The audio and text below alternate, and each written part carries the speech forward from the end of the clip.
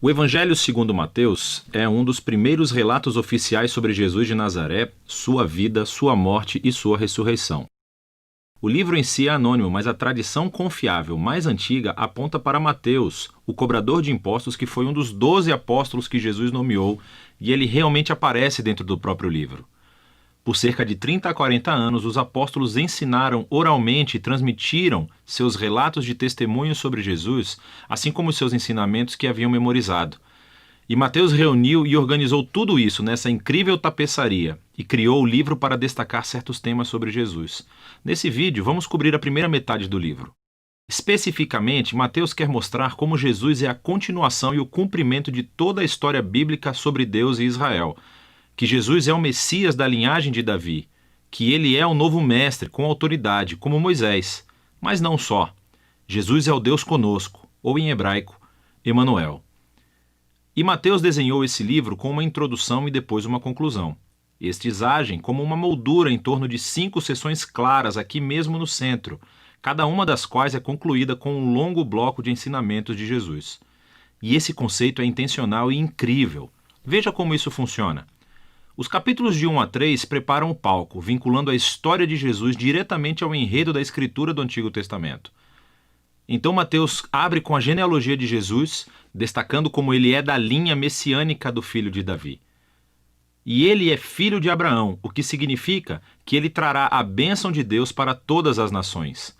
Depois disso, temos a famosa história do nascimento de Jesus e como todos os eventos cumpriram as promessas proféticas do Antigo Testamento que as nações viriam e honrariam o Messias. Que o Messias nasceria em Belém, mas, mais do que isso, a concepção de Jesus pelo Espírito Santo, seu nome, Emanuel. Tudo isso trabalha em conjunto para mostrar que Jesus não é um mero humano. Ele é Deus conosco. Deus se torna humano. Então, você pode ver 2 dos principais temas de Mateus aqui na introdução. Ele é da linha de Davi, ele é Emanuel, mas Mateus também quer mostrar como Jesus é um novo Moisés. Assim como Moisés, Jesus saiu do Egito, atravessou as águas do batismo e viveu no deserto por 40 dias. E então Jesus sobe a uma montanha para entregar seu novo ensinamento. Através de tudo isso, Mateus afirma que Jesus é o prometido maior do que a figura de Moisés, que libertará Israel da escravidão. Ele vai lhes dar um novo ensinamento divino. Ele vai salvá-los de seus pecados e estabelecer uma nova aliança entre Deus e o seu povo.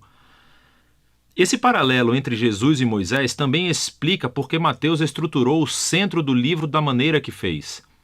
Essas 5 partes principais destacam Jesus como mestre e Mateus criou um paralelo. Jesus como mestre é um paralelo aos 5 livros de Moisés. Jesus tem autoridade como o novo mestre da aliança que cumprirá a história da Torá. Na primeira sessão, capítulos 4 a 7, Jesus entra em cena anunciando a chegada do reino de Deus, e isso é realmente fundamental. O reino é, em essência, sobre a operação de resgate de Deus para todo o seu mundo, o que acontece através do Rei Jesus. Jesus veio para enfrentar o mal, especialmente o mal espiritual, e todo o seu legado de opressão demoníaca, doença e morte. Jesus veio para restaurar o governo de Deus e reinar sobre o mundo inteiro, criando uma nova família de pessoas que o seguirão, obedecerão aos seus ensinamentos e viverão sob o seu governo. Então, depois que Jesus começa a curar pessoas e formar um movimento, uma comunidade, ele leva seus seguidores para uma montanha ou encosta. Entrega seu primeiro grande bloco de ensinamentos, tradicionalmente chamado de o Sermão do Monte. E aqui, Jesus explora como é segui-lo e viver no reino de Deus. E é um reino invertido no qual não há membros privilegiados. Assim, os pobres, os Zé-Ninguém, os ricos, os religiosos, todos são convidados e chamados a se converter, a se arrepender e a seguir Jesus e unir-se à sua família. Jesus diz que ele não está aqui para anular os mandamentos da Torá ou do Antigo Testamento.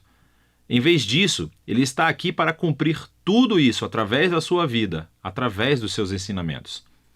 Ele está aqui para transformar os corações do seu povo, para que eles possam verdadeiramente amar a Deus e amar o próximo, incluindo os seus inimigos. Depois de concluir o seu grande ensinamento sobre o reino, a próxima sessão mostra Jesus trazendo o reino à realidade no dia a dia das pessoas.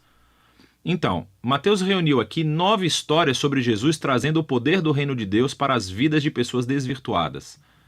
Existem 3 grupos com 3 histórias e elas são todas sobre pessoas que estão doentes, ou têm corpos quebrados, ou estão em perigo.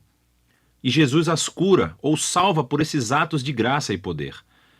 E então, bem no meio dessas tríades, encontramos 2 histórias paralelas sobre o chamado de Jesus para que as pessoas o seguissem. E aqui Mateus está enfatizando algo: que somente é possível experimentar o poder da graça de Jesus se decidir segui-lo e tornar-se seu discípulo. Depois de Mateus ter mostrado o poder do reino através de Jesus, Jesus estende o seu alcance, enviando os 12 discípulos que farão o que ele tem feito. E isso leva ao segundo grande bloco de ensinamentos, o capítulo 10.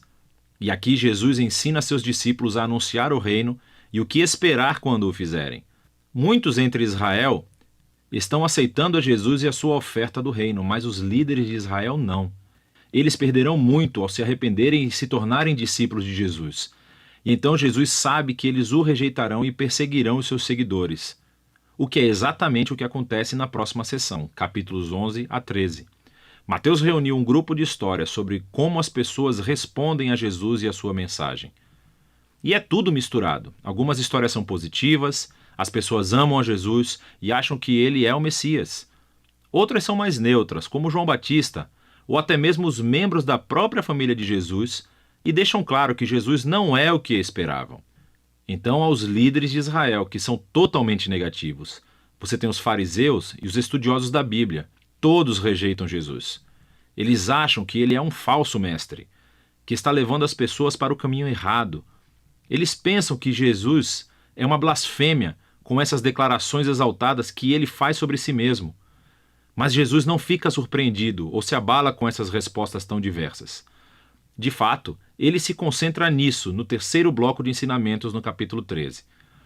Aqui, Mateus reuniu um monte de parábolas de Jesus sobre o reino, como um fazendeiro jogando sementes em 4 tipos de solo, ou sobre um grão de mostarda, uma pérola ou um tesouro enterrado. Essas parábolas são como um comentário sobre as histórias que você acabou de ler nos capítulos 11 e 12. Algumas pessoas estão aceitando Jesus com entusiasmo. Outras o estão rejeitando, mas o reino de Deus é de valor supremo e não deixará de se espalhar apesar de todos esses obstáculos.